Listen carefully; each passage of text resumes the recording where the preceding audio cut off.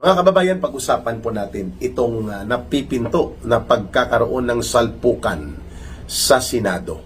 Sakali mang umakyat or talaga namang ipipilit na iaakyat or i-transmit ang articles of impeachment ng House of Representatives nila Tambaloslos at Marcos laban kay Vice President Sara Duterte paakyat sa Senado.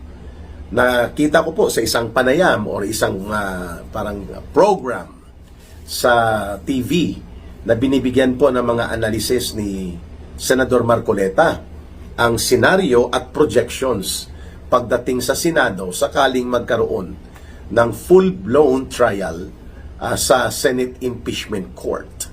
Tandaan po natin, ano pa man ang gimmick na gagawin po nila Marcos at Romualdez at ng mga tauhan nila, pati po ang paggamit nila ng criminal element like kay Madriaga na gawin nilang star witness, patitestipayin nila o patitistiguhin si Sunny Boy the Big Joke Trillanes, sino pa ba? Si Boying Rimulya at kung sino pang mga aktor nila.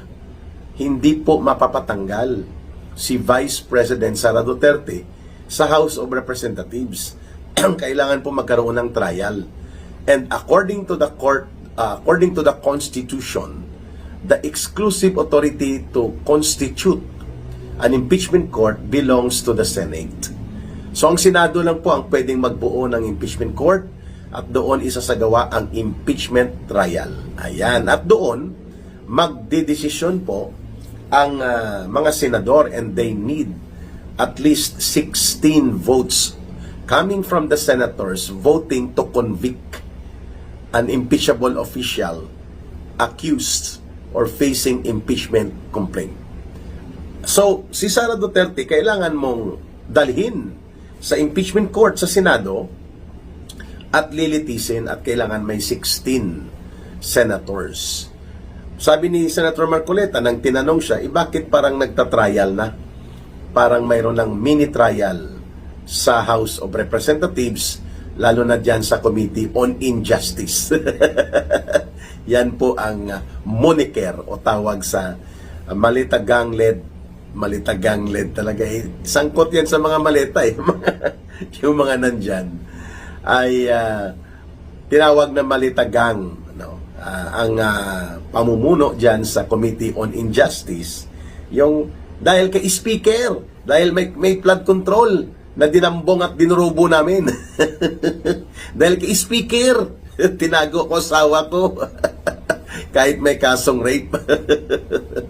Yan po ang kalakaran dyan. Sagot ni Senator Marcoleta, kasi naman alam nila na mahirap nila mapapakonvict with 16 senators voting to convict Sara Duterte pagdating sa Senado.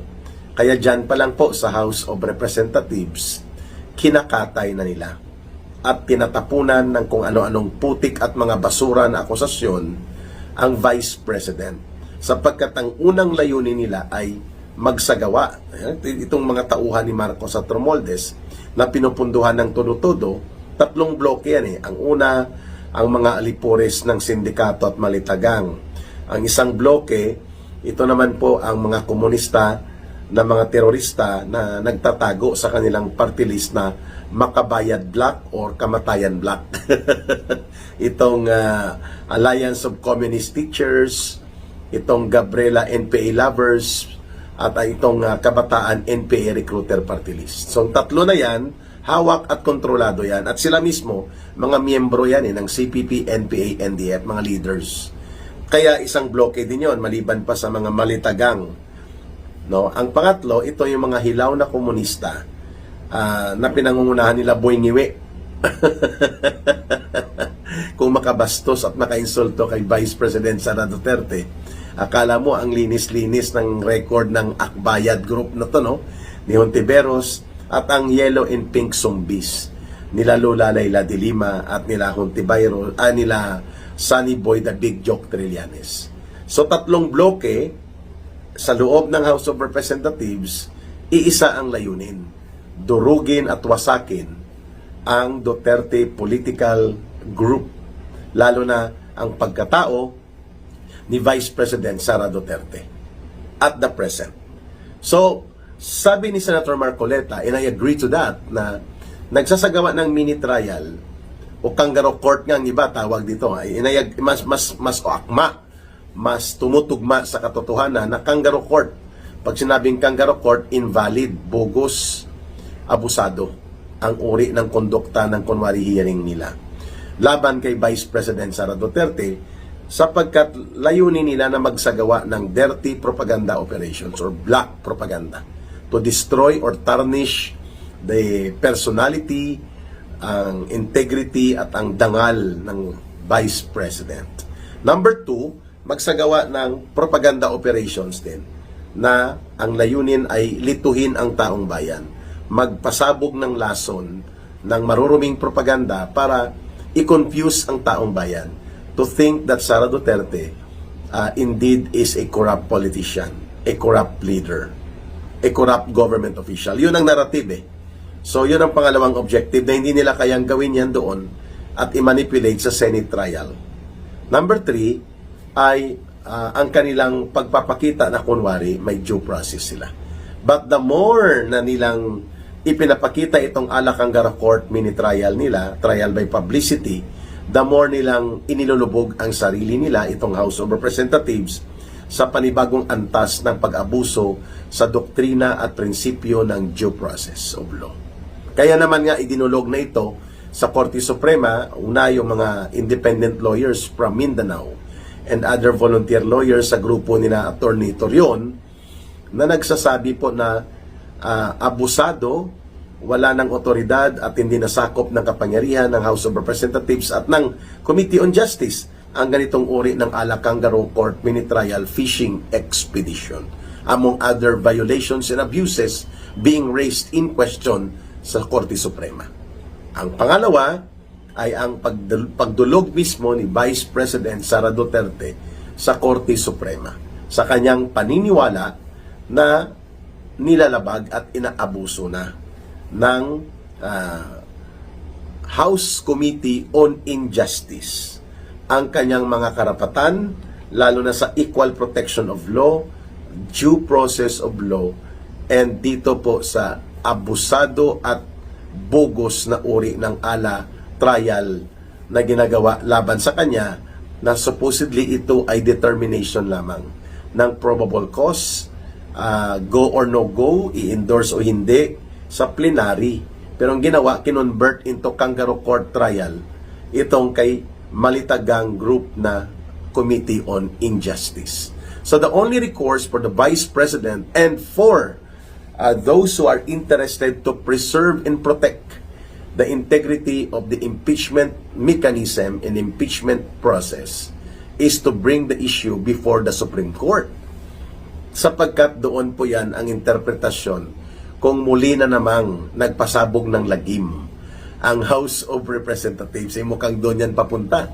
Baka hindi na nga magka-trial ito sa Korte, sa House, sa Senate, sa impeachment court, kung i-shoot down muli ito at lalatiguhin ng Korte Suprema ang naturang kaabusuhan na ginagawa dito muli laban kay Vice President Sara Duterte in the guise of impeachment process. Ayun. Kaya nila ginagawa yan na magkaroon ng mini kangaroo court trial sapagkat slim chances that they can have the 16 or malabo. Sabi ni Senator Marcoleta, pagpalagay natin 9 versus 5, 9 ang nasa Duterte aligned or minority group of senators, then 15 ang silent majority. Silent dahil silent sa katarantaduhan, kagaguhan at kabulukan ng gobyerno ni Marcos at nila Romualdez sa pagnanakaw at malawakang korupsyon at sistematikong pandarambong at paglimas sa kaban ng bayan. Kaya silent majority. 15, 9 ang minority group, no? So sa 9, sabi ni Senator Marcoleta, pwedeng hindi makapagboto si Bato de la Rosa. Dahil nga, nasa self-preservation mode siya. Dahil pag nahawakan na siya ng ICC, which yun ang gagawin nila Marcos at Romualdez, na gagapusin ito at ipapadukot sa ICC si Senator Bato de la Rosa, he will be like President Duterte. Hindi siya makakalabas sa ICC hanggat hindi na dismiss o nahatulan ng pabor sa kanila ang kaso doon sa ICC na minaniobra po ng grupo nila Marcos at Romualdez at ang mga komunistang terorista, mga yellow and pink zombies at mga hilaw na komunista. So yan, umiiwas si Bato. So 8 na lang silang naiwan doon, pero 16 pa rin po ang kailangan. Ngayon, sa 16, sabi ni Senator Marcoleta, out of the 15 na silent majority na yan, ako na lang nagdagdag ng silent kasi silent sila sa katarantaduhan at pagnanakaw at pangungulimbat sa ilalim ng gobyerno ni Marcos at Romualdez. Pinagtatakpan pa ng kagaya nila Tito Soto at nila Ping Lacson. Okay, so ang 4 daw dyan, re-electionist. Ang re-electionist, ang alam ko dyan sa 4 sa 15, ay si Sherwin Gatchalian, I think Lorin Ligarda, re-electionist yata si Lorin Ligarda, si JB Ejercito, and I think si Mark Villar. Ayun, parang gano'n, no? 4. So sabi ni Senator Marcoleta, and I agree, hindi yan boboto ng ipapakonvict si Sara Duterte, ang mga re-electionist. Because malaking epekto niya na sila ay hindi iboboto at magagalit pa ang mga mamamayan na mga butante galing Mindanao at Visayas. And you are earning the ire of more than 30 or almost 30 million potential voters. Yun. At napakataas po ng approval, trust, and support ratings po ng mga Duterte, lalo na ni Vice President Sara Duterte sa kasalukuyan pagdating po sa Mindanao and Visayas. No, mga nasa 75% above. So you're about to lose more than 25 million kaagad na botante. So kung re-electionist ka, you are going to think about your political career. Suicide yon, magboto ka ng convict mo si Sara Duterte. So minus 4 plus 8 doon sa naiwan kasi wala si Bato de la Rosa. 8 na lang ang minority, 4 plus 8, 12. Di kulang na itong boboto sa pagkakaroon ng conviction ni Sara Duterte. Sabi ni Senator Marcoleta, mayroon silang 3 na pwede pilit-pitin. Ang 3 na yan ay si Chis Escudero na tinatakot na ni Boying Rimulya in advance, kunwari may notice na magsasampa ng kasong plunder laban kay Chis Escudero at kay Martin Tambaloslos according to the press release made by Ombudsman Boying Rimulya last week. So si Escudero, ganon din si Joel Villanueva, nasasangkot din sa kaso ng flood control anomalies, and Jinggoy Estrada. So ipagpalagay mo, sabi ni, hindi niya binangalanan ni Senator Marcoleta, ako na ang nag-supply ng pangalan. 3. So may 5 maiiwan, ang 3 boboto sa kabila. So sa 5 dito, yung 4, mga kababayan, ay hindi boboto. So may 5 plus 4 doon sa silent majority of 15, 5 plus 4, 9. Di kulang pa rin mga kababayan, di ba? Kasi dapat 16. Di 24 minus 9, 15 lang. Ang iba po dyan ay mag-abstain pa. Kasi pag nag-abstain ang senador sa botohan, equivalent niyan technically no. So minus yan sa yes na magpapakonvict kay Sara. Tama. So si Pia Cayetano, baka mag-abstain yan. Kasi nga ang kanyang kapatid dito sa kabila. Di minus na. Minus pa rin yun. Kung bibilangin mong abstention, is equivalent to technically no ang effect niya. O baka mag-abstain din ang si Camille Villar, dalawa na. So, talaga naman pong mahirap kuhanin. Ang alangan namang suhula nila si Pia Cayetano at suhula nila si Camille Villar. Siyempre, iipitin nila sa corporate fraud allegations or kaso sa pandaraya sa corporate practices ang mga Villar, no? Re-electionist si Mark Villar. Okay? So, tama nga ang political mathematical calculations na ito, na the most that they can get is around mga 7 to 10. Siyempre, nag-react na dyan si Ping Lacson. Sabi niya, tinawag silang mga pusakal na kontra Duterte ni Attorney Sal Panelo, no? Ang dating Presidential Legal Advisor or Chief Presidential Legal Counsel ni Pangulong Duterte, no? During his time, si Attorney Sal Panelo. Sabi niya, mga posakal na kontra Duterte na bubuto kaagad para ipakonvict si Sara Duterte, si Tota Soto, si Ping Lacson, si Hontiveros at si Sharon Pangilinan. Si Kiko Pangilinan. 4, no? Ang ginamit na adjective ni Attorney Panelo, posakal. Ginagamit po yan sa mga sagadsarin at mga notorious na kriminal. Nag-react si Ping Lacson. Sabi niya, ungas sa mga ungas ito si Panelo.